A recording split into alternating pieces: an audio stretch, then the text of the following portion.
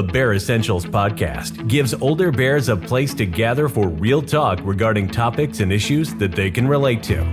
Here at The Bear Essentials, we aren't just having conversations. We are looking to provide actionable intelligence through real-life experience and expertise of our guests.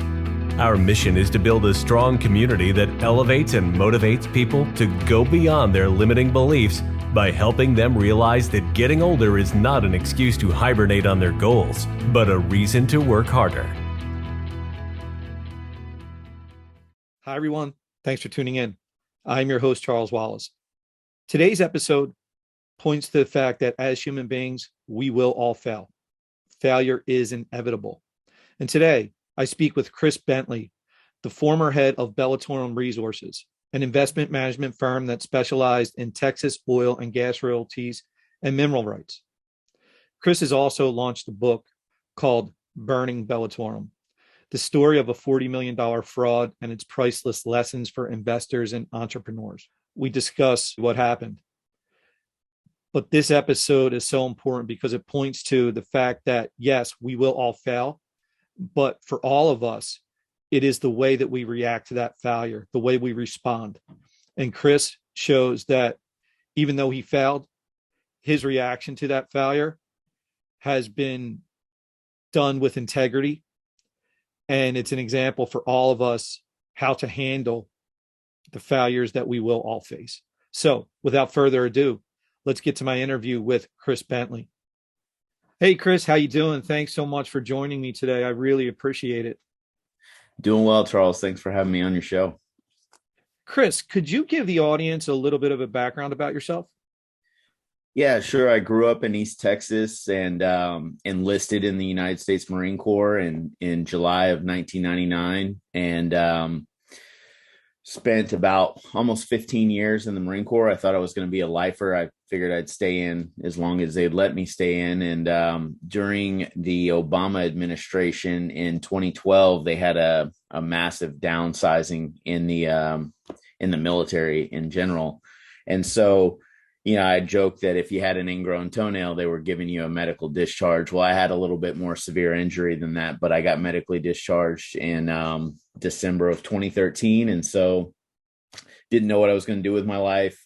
While I was in the Marine Corps, I got a degree in political science and, didn't want to be a politician. So moved back to Texas, where I'm from, moved to Houston. At that time, Houston was the number one economy in the country. And it was like if you could walk and put fog on a mirror, then you could get a job. So that's why I chose to move to Houston, got a job in the oil and gas industry. And then same luck, 2 years later, the oil and gas industry tanked. And so just a few days before Christmas in 2015, I got laid off from that job.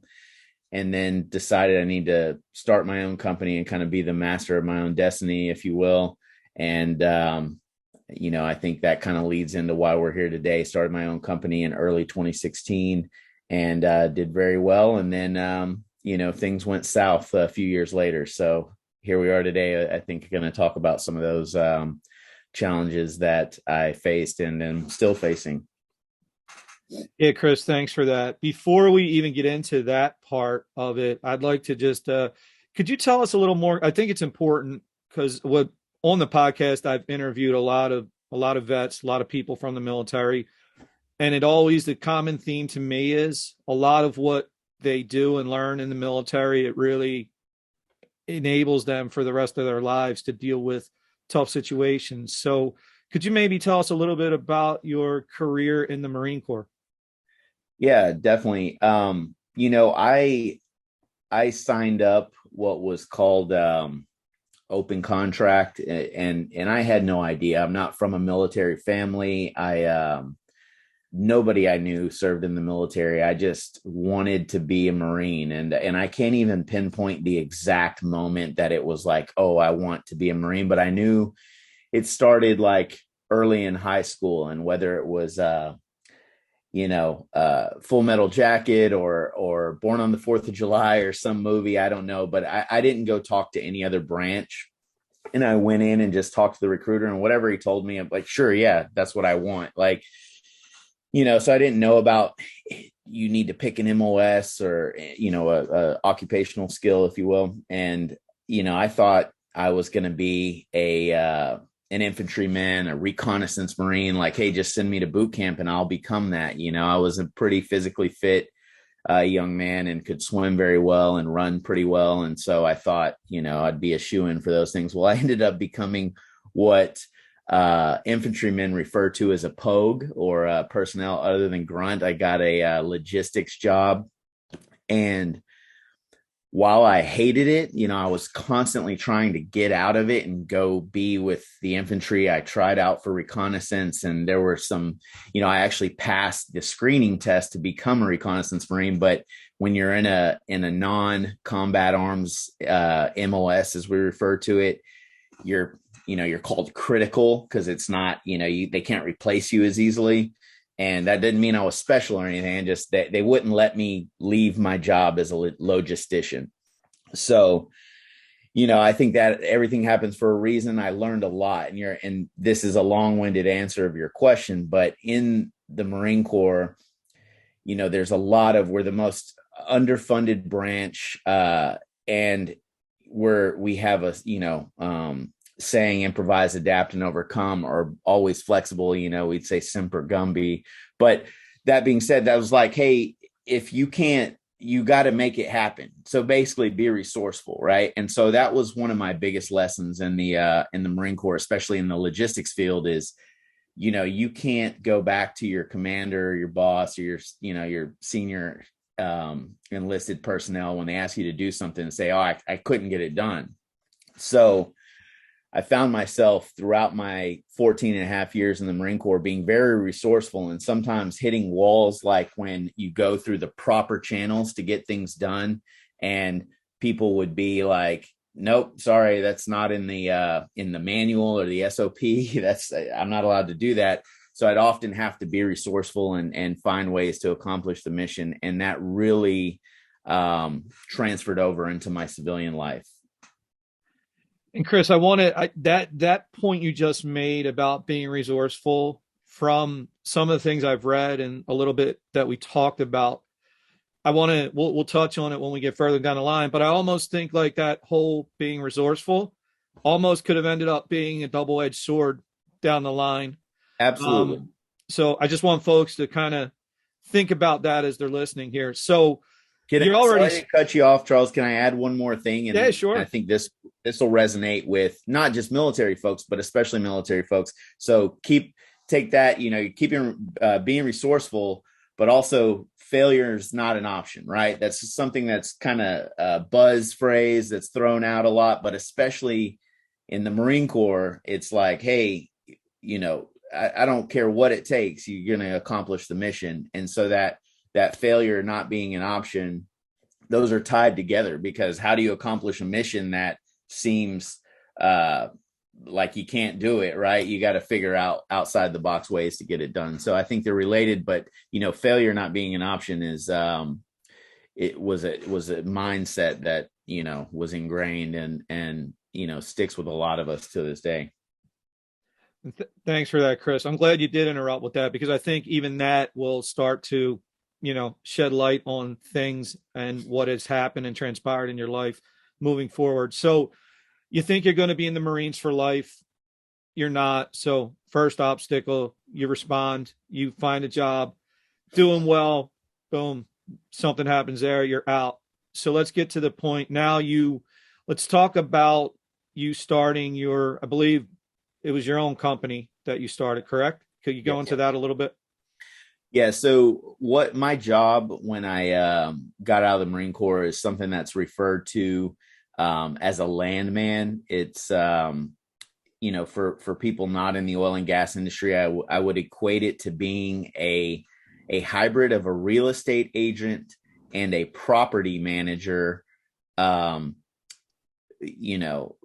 real estate, but specifically for the oil and gas industry. So in America, the subsurface real estate, the land below your feet actually is considered real estate too. And so if there's natural resources in, under your feet, somebody owns that sometimes it's the same person who lives on the surface, but we can also sever those rights. And so I focused on subsurface land rights, pipeline easements every now and then. That I did a big pipeline project in 2014 and 2015, but basically negotiating land usage or acquisitions, leases, rentals, whatever you want to call it. But you're basically the agent out there dealing with the land, the property owners, and getting the properties for whatever the goal is, right? Their goal may be to lease it and pay royalty. They may want to acquire it all out, whatever. But so that's what I was doing.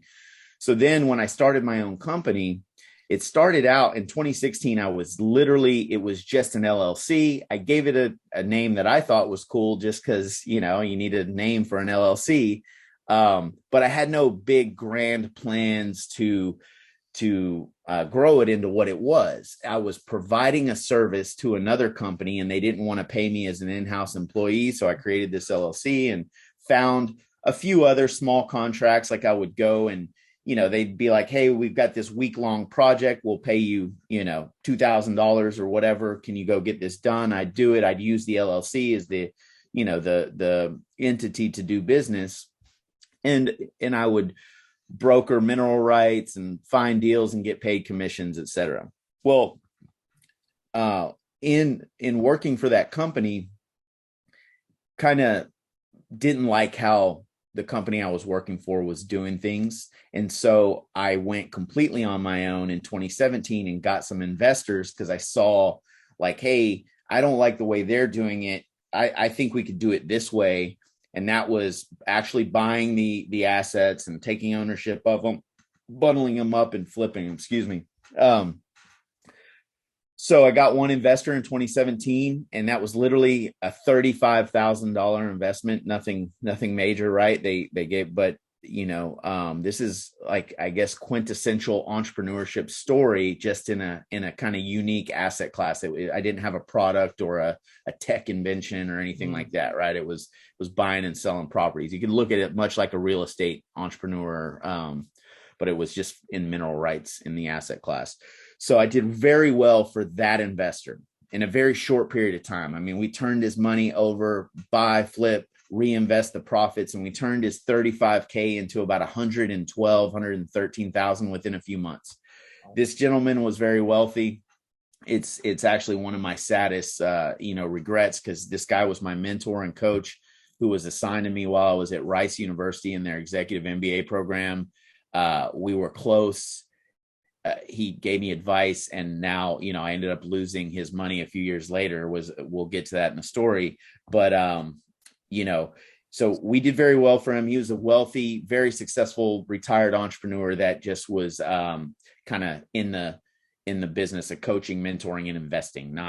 He had exited a large retail chain that he built from the ground up and did very well. So anyway, he brings his wealth manager in. Some of my classmates and friends come in. And so by the end of 2017, we've got a few $100,000 in outside capital, and we're doing the same thing, do very well. This isn't an actual investment vehicle. This is in 2017, it's an LLC with investors, but friends and family. And so it's set up as an entity, and we do deals and then share the profits, right? Typical entrepreneurial capital raising story. So then in 2018, we go get a legitimate fund where we go out and try to raise money. So I'm doing this in at the end of 2017 to prepare for the beginning of 2018, because we've kind of proved this concept with the small friends and family.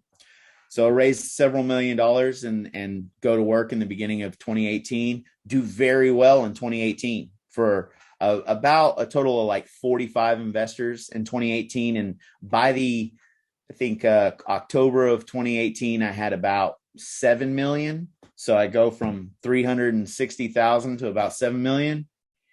Still very successful. Did great in 2018, right? So I think this is important for your listeners and for whoever is listening to the story, that I'm kind of reinforcing my confidence in the model. Like I've scaled it from 360,000 35,000 with one investor to about 7 million with 45 investors and still did well, right? So my concept, I'm thinking, oh, my concept works, I can do this, whatever. So 2019, we get $22.7 million in capital and about 100 investors. And everything's above board still, model works, hit some internal challenges like any businesses have challenges, right? But I'm thinking, okay, no need to sound the alarm. This is something I'll fix it. So I let the money sit in the bank, the 22.7 minus our management fee part of the deal, right? So the way our fund was structured, the way our fund was structured is we take the management fee and we use that money to pay our overhead.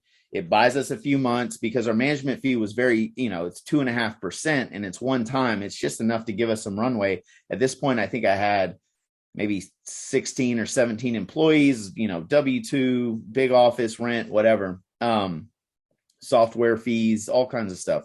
So, but it didn't scare me at that point because, again, keep in mind, 2018, 2017, I knew I could buy stuff and flip it and make a profit. And that's how we really made our money to fund the business, was the profits on the flip. Well, these internal issues, operational issues, this is nothing nefarious. It's like our data set was corrupted and just some things like that, right? So nothing nefarious, but a big time problem because it's how we generate our deal flow. And if that's messed up, then we can't buy deals off market, because that was kind of our secret sauce, is getting these off market deals at discounted prices. Then we could always make a profit. I mean, our worst deal that we ever did up until that point, we still made 10% margin on it in 40 days. So we bought something and 40 days later sold it for a 10% margin. At that, by January of 2019, that was the worst deal I'd ever done. And I was, so I'm like still super confident. Okay, hey, it doesn't matter. Well, let's fix the data set. Let's fix the operational issues. Well, thought I fixed the issues, send out the letters, do our thing. Deals start coming back and they're bad, right? They're looking bad. Remember I told you I was keeping the money in the bank? Mm-hmm. Well, I had a structure where the investors got to look at the bank account, view only access whenever they wanted. And a lot of investors did. So I start getting calls, especially from my older investors that had been there from the beginning and saying, or, from the beginning of 2018, at least, a lot of them were saying, why is the money in the bank, Chris? We're a velocity, a capital, type investment, and you're not making me money. I'm going to want to pull my money out if you don't start putting this stuff to work soon, because this isn't what I signed up for. And I'm thinking, I can't send their money back because I already took 2.5% of it for my management fee. And so I'm already a failure, right? The right thing at that point, once I figured out there were some operational issues, would have been to say, well, guys, I screwed up. I've got some stuff going on here at Bellatorum that I need to fix. Let's pause and go back to the drawing board. Now, what that would have meant for me internally, and I this is something that I probably haven't articulated that well on other podcasts that I've been on, but what that would have meant for me is total layoff all my employees and start over from scratch. And I didn't want to do that. Call it ego, hubris, all the above, not wanting to fail. Whatever, people can speculate in the peanut gallery, but I didn't want to send investors a loss. I also was very close to my team.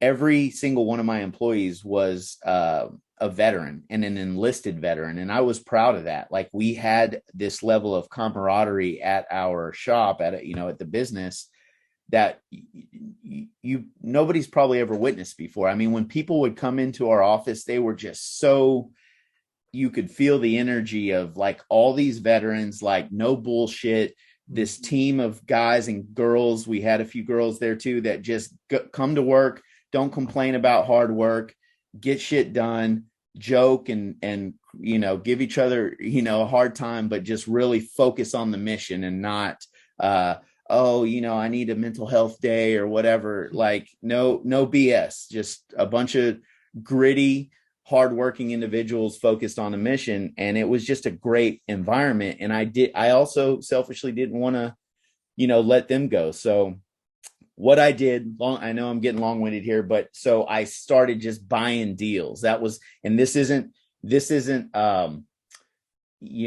maybe not even unethical, but definitely not illegal what I did. So at first I just okay, fine, I'm going to buy deals, because there were on market deals available, right?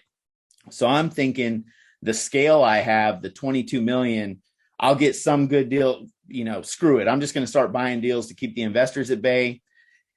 And then I run out of management fees. So the first unethical / illegal thing I did was mark up a deal. I doctored some paperwork. I'm like running out of cash to cover the payroll. So like a deal was, a certain dollar amount. And so I say, and I don't remember the exact, but it was like, let's say it was $1 million and I needed 200,000 for my payroll. I would say it was 1.2. I would send the document to the third party administrator and my accountant. And I started creating these silos so nobody would know what I was doing, funneled the money through an escrow agent and then back into my operating company. And I bought the asset for the $1 million or whatever, the price was, and then moved the markup that I did back into the money to cover the payroll. So I'm not out like buying cocaine and strippers and fast cars and stuff. I'm using the money to fund my company.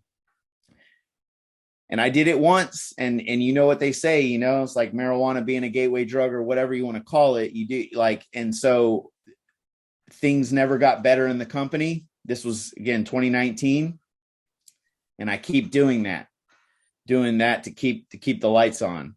But keep in mind, we're still, even though I'd done that, there were so many times I could have, gone for a soft landing, so to speak, where I still could have like either come clean or, just sold everything and said, hey, we lost money, and nobody would, you know what I'm saying? There were so many better ways I could have handled this. But what I did instead was like, nope, I know if I could just get one home run, clear the bases, we'll be fine and nobody will ever be the wiser. So that's what I keep doing. So where I really screwed up is getting debt. So I went, and I had the right to do this. And so getting the debt wasn't illegal technically. It was unethical not to disclose to my investors. I put their capital at risk, which I told them I wouldn't do. But per the law and our operating agreements, technically I had carte blanche authority as the general partner to do whatever I did. So it wasn't going and getting the debt that was illegal, but the way I did it, I lied. I didn't disclose. I did this, that, and the other. But then COVID comes in 2020. I got the debt in December of 2019. And the collateral for the debt was the assets in the fund, all these mineral rights and royalties that we had. And I lied to the lender, making things look better than they were to get a larger loan. So I got a $6.6 million loan from a lender. And I thought, okay, for sure now, because in 2019, the oil and gas industry started going down again. So that's something I didn't mention. So it was already going down.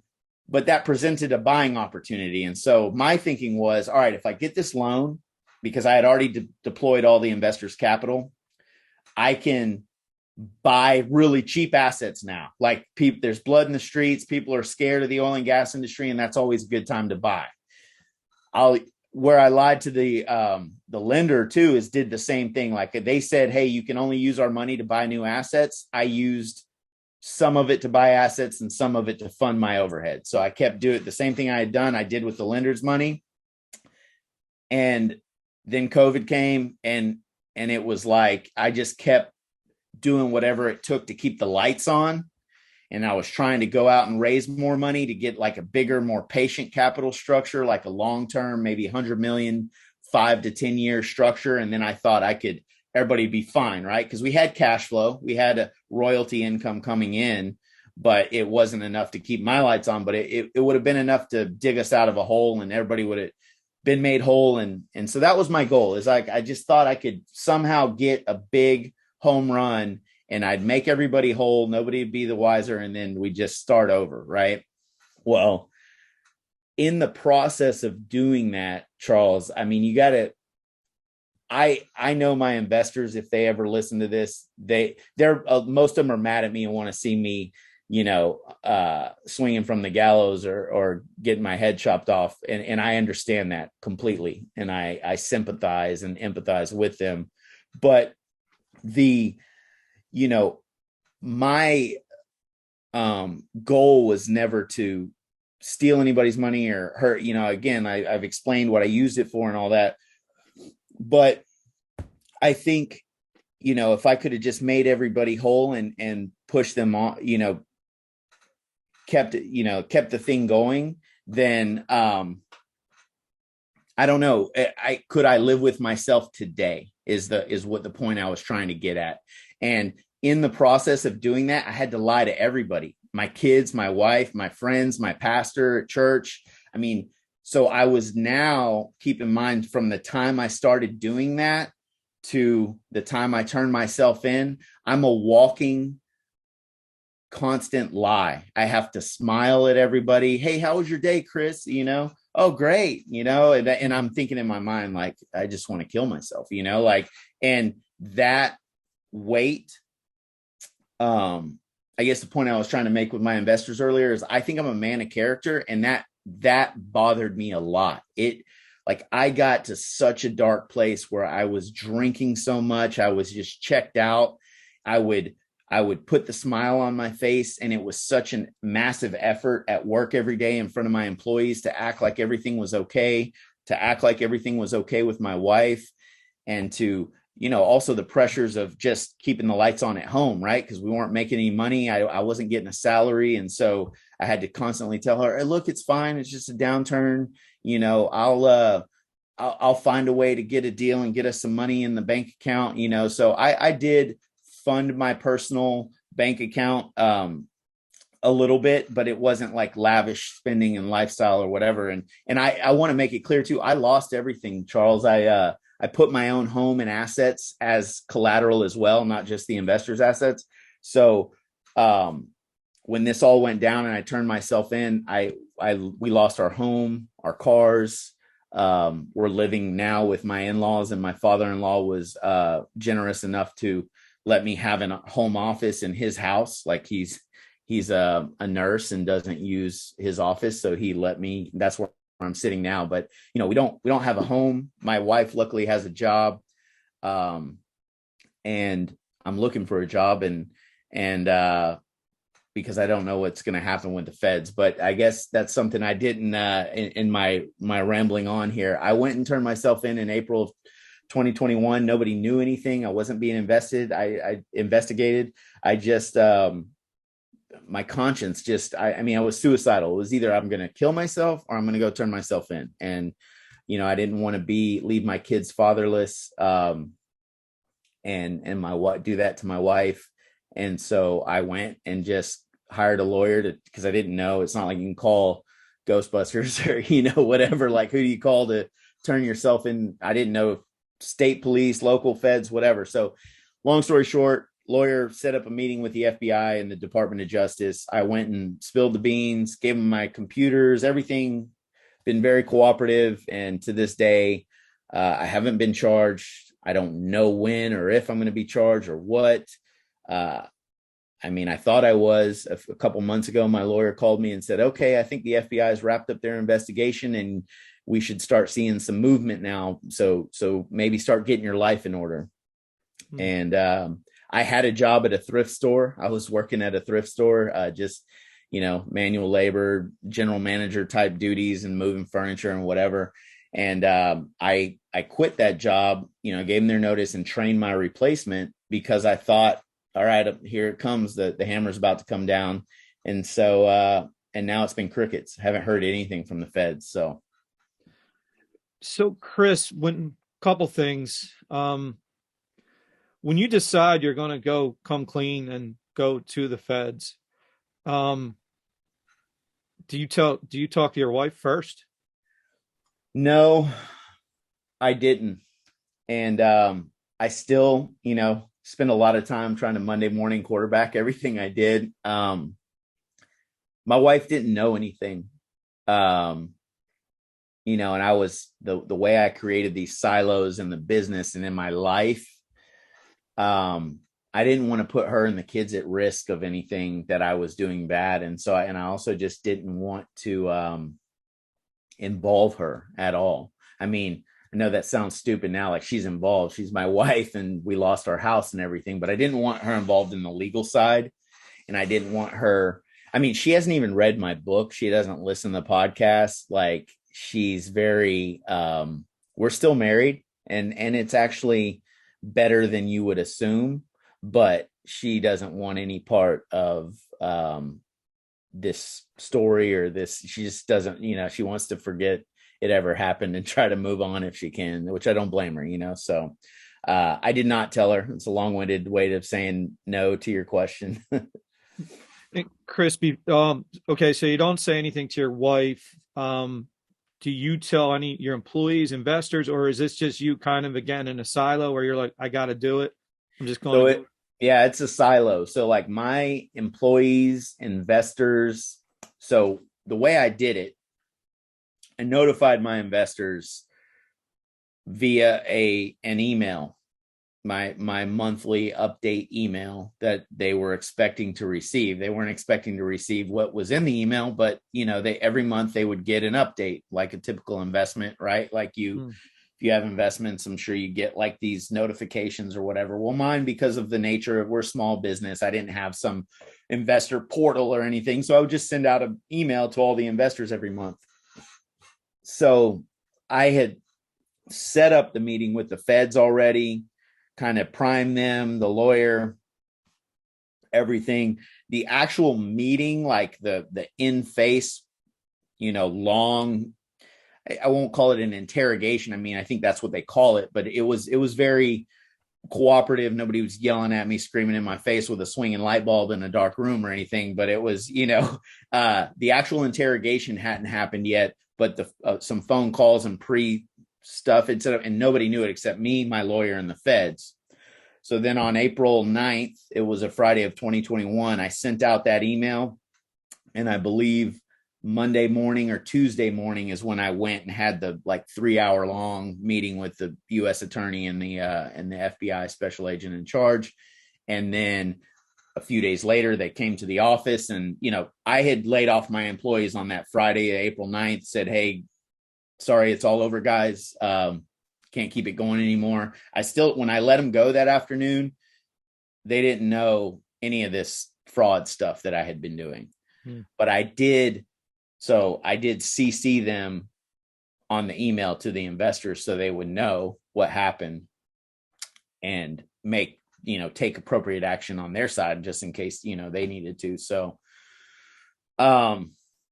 but I sent a long email out, and it's floating around out on LinkedIn or somewhere. Like I did clean up my LinkedIn page over the weekend because I've had such a horrible time trying to find a job, and I understandably, right? I mean, I'm sure if I were an employer and I saw that, I'd think twice. I'd like to think I'd be a little more forgiving or whatever, but who knows? But anyway, my LinkedIn had everything on it, but it's also floating around like on Twitter, and not like you can Google and find the email out there. But it was a long email, and it just said, hey, this is what I did. I turned myself in. I'm sorry.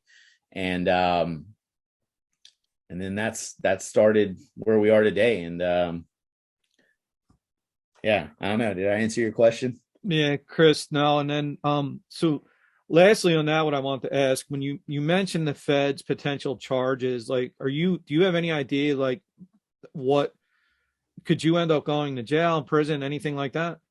Yeah. So my lawyer's exact words to me, the only so federal sentencing is so broad, right? Like it's not like, from what he tells me, it's not like you have any say so in the matter. It's completely up to the judge, and they have these guidelines, and it literally could be something as small as probation, home arrest on an ankle monitor, like you hear about, like Martha Stewart, and you hear about these big time folks that are on house arrest or whatever, and it's still a felony federal offense. Like, I'll use all my rights like felons do, right? I think voting and gun ownership and whatever, like, I could be on home arrest, or I could literally go to jail for 20 years for one count, right? So if they charge me with multiple counts, technically they could stack it and I could do the rest of my life in prison, because there's wire fraud, there's bank fraud, there's forgery, there's mail fraud, whatever they want to charge me with, all of the above. Who knows what and how they're going to do it.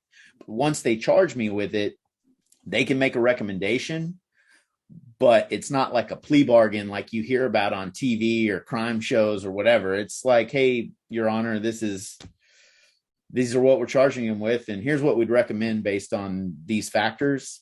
And it's up to the judge completely. So back to my original point, but the only thing I've heard my lawyer say about what expectations to have is, he said he would consider it a win if I got 5 to 7 years in prison. So that's kind of what has been in my mind, and I think I'm at peace with that. I don't know if my wife is. My 2 sons don't know that yet. I haven't talked to them about. I told them what I did, because they obviously, I had a company. They would come to the office sometimes. I'd be working on the weekends. They'd stop by and say hi and bring me lunch. So, and then all of a sudden we don't have a company anymore. We're living with grandma and grandpa, so they know kind of what's up, but they don't know. I don't think they have an understanding of the full magnitude, So Chris, so knowing that now, right? So you make peace with potentially 5 to 7 years and all that involves. I know your conscience was, it was getting to you. You turn yourself in. Now you're here, knowing what you know now. I know you would like to go back and change how you got to the situation, but knowing what you know now, if you had to do it again, would you consider, honestly, would you consider turning yourself in, or would you, maybe knowing that you could go to jail, would you just try to, make things right? Okay, so there's a lot there, right, Charles? Like, knowing what I know, like, I guess if the question, would I turn myself in? Yes. I think maybe there's things I know now about the legal system, and maybe the lawyer that I hire, or, the approach I would have taken, but absolutely would have come clean. Now we're talking at a point in time when I felt like my conscience, right? But there were so many points in time where I could have come clean in a different way, where it wouldn't have involved law enforcement. I probably would have been sued, because a lot of investors just sue you if you lose $1, right? Because, so, I mean, but that getting sued is not the end of the world. So there's a lot of different things I could have done. I could have rewound to the first half of 2019, like we talked about, and just said, hey, shutting it down. It was fun while it lasted, and I'm sorry, here's 97.5% of your money back. I spent 2.5% on overhead. Sue me, there's nothing left. I'm, shutting down my business, whatever. And I could have handled it that way and kept my integrity intact and gone and gotten a job, probably right away. I got an MBA from Rice. I could have just started over, or even, maybe some investors would have, some would have backed out, and others would have stayed in and given me an opportunity to rebuild. Who knows what would have happened? But there's so many different scenarios that if I could have handled it better. Hindsight's always 2020 though. So. Well, Chris, one thing, talking to you now, you mentioned the word integrity. Again, we talked a little bit about this before we started. I think this stuff probably goes on more than people know. And there's probably so many people out there that are doing similar things, and they just continue to live in the shadows, basically. I think the fact that you did come clean without, it wasn't even like you were at the threat of being caught at that point. You came clean because you felt that that was the right thing to do. Look, I think, again, we all make mistakes, and some mistakes may seem bigger than others, and I know to you and to your investors, this is a huge mistake. And like you said, they probably aren't as forgiving.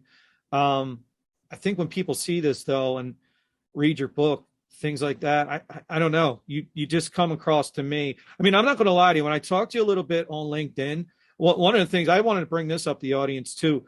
One of the things Chris said to me when I asked him about the podcast was, "Hey, I would love to do it, but you should read some of this stuff. You may not want to have me on."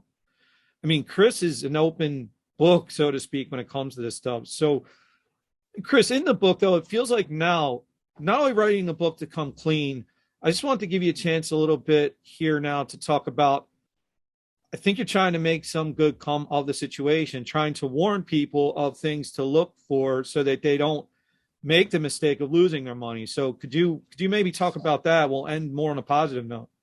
Yeah, thanks, Charles. I'm actually, so here's the book, Burning Bellatorum. Bellatorum was the name of my company, Bellatorum Resources, and and so the book is about the story that we talked about. So some of it, I put on there in the summary, part memoir, part manual, and you're referring to the manual part. And there's a lot of things that both, so the lessons are for both investors and entrepreneurs or fund managers. It could be any business, right? I mean, businesses have struggles. There's personnel struggles. There's financial struggles. There's things. So there's some lessons in there for entrepreneurs and lessons for investors. For investors, more pertinent to your question, structure is a big deal. And if your operating documents or your structure doesn't have a section in it about failure and how to handle it, then your money's not being protected, and your emerging manager isn't given a guidebook for how to handle failure. And that's not something you learn in an MBA. And people say, oh, I had one guy tell me, you either have integrity or you don't, and it's like a guy that's worked at IBM his whole life and never done anything except got his paycheck on the 1st and 15th and never had the pressures, right? And so your emerging manager, your fund manager is an entrepreneur, and they have, and especially if they're new and they've never managed other people's money before, that doesn't mean they're not capable or you shouldn't give them your money to invest, because there's a lot of great investment opportunities in niche markets by emerging entrepreneurs and managers that know something that nobody else knows, and they can make you money. But what you want to give them is a box to play within when it comes to the financial management and reporting. And that's not me making an excuse. Like, I'm not saying it's my structure's fault. Like, I chose to do what I did and I take full ownership. But the book is hopefully can give investors and entrepreneurs like, hey, I need to think about failure before I get started. And I think that's something that we don't do. And that's twofold, right? Like, sometimes we can be very unforgiving of failure as to others and to ourselves, but we also don't think about it until it's too late. And I think if this book can even just help one manager structure their fund properly to where they have in case of emergency, break glass here, and now they know this is exactly what I do if I get into deep water financially. I don't have to break the law. I don't have to lie. Just let me go to page 17, paragraph 2, and this is what I do. Then this book will be a success, because I don't want anybody to go through what I'm going through. It's horrible. It's horrible for the investors. It's horrible for the secondary and tertiary effects of family members, my family, my in-laws. Like, it's just a horrible situation. The employees that I end up had to let go eventually, and that's what I was trying to avoid. And look, it ends up now, not only did what I was trying to avoid happen, but now have worked for a company that has fraud associated with it. So that's got to be hard on them now too. Like, what do they put on their resume? So I'm well aware that there's a magnitude effects that, or, you know, I've had some very negative effects on people. And so I hope I can help entrepreneurs and investors avoid that, you know. Chris, thanks. I told you, I know we set this out rather quickly. I didn't have a chance to read the full book, but I definitely want to check it out, especially after speaking with you. I just honestly, I'd like to end on this note. You had something up on your LinkedIn the other day about, would you trust somebody who has failed? And my answer to that right away was, I didn't even have to think about it. Right. And I was actually, the question surprised me, because I guess it surprised me how many people would maybe not trust somebody that failed.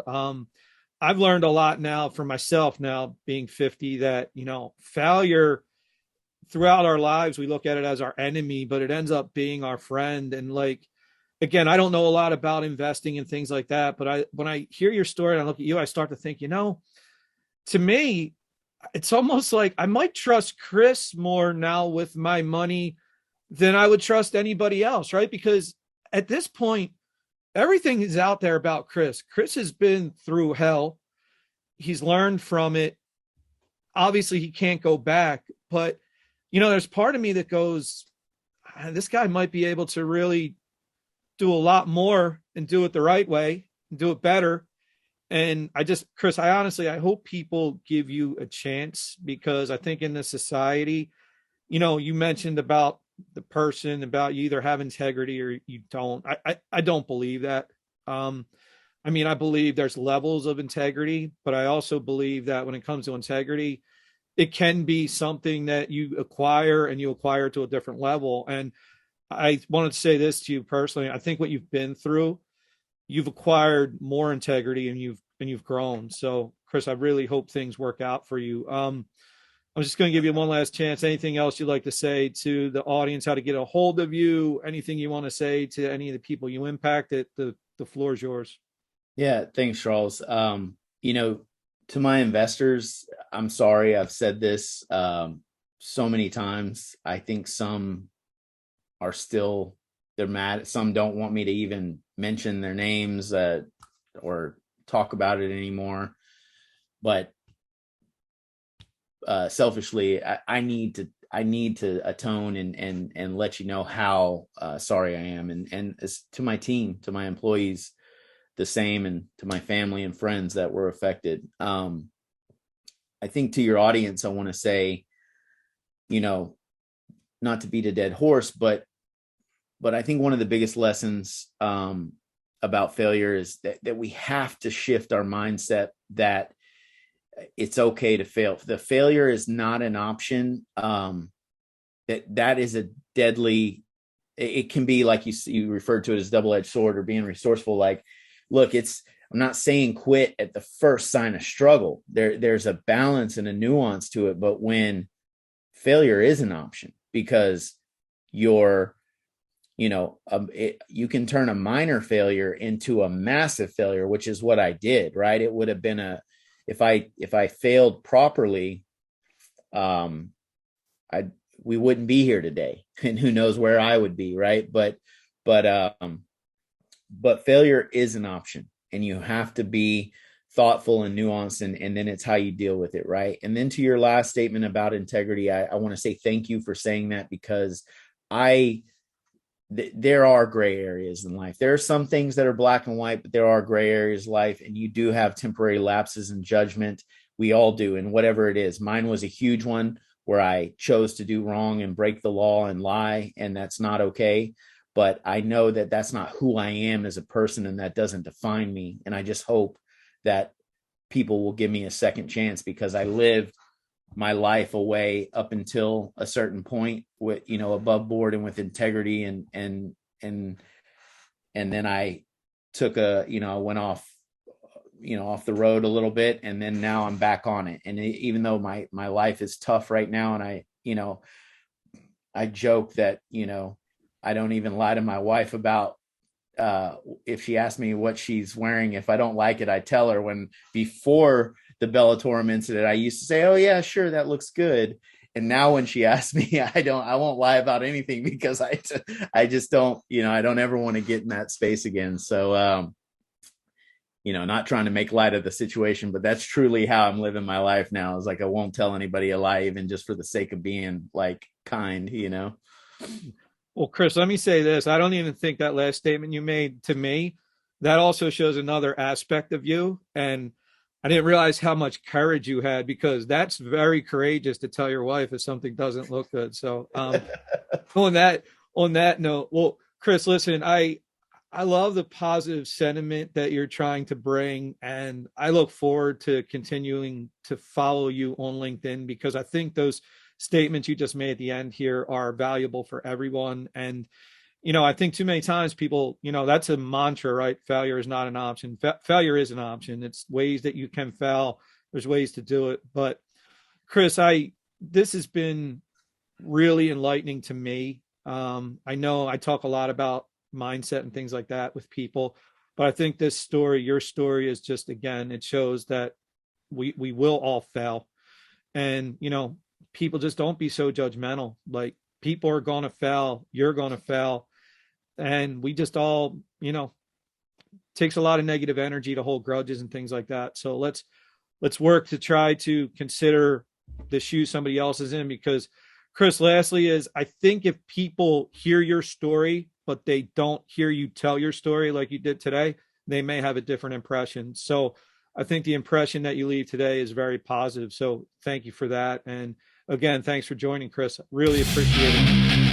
This has been the Bear Essentials. Thanks for listening. And remember, never hibernate on your goals.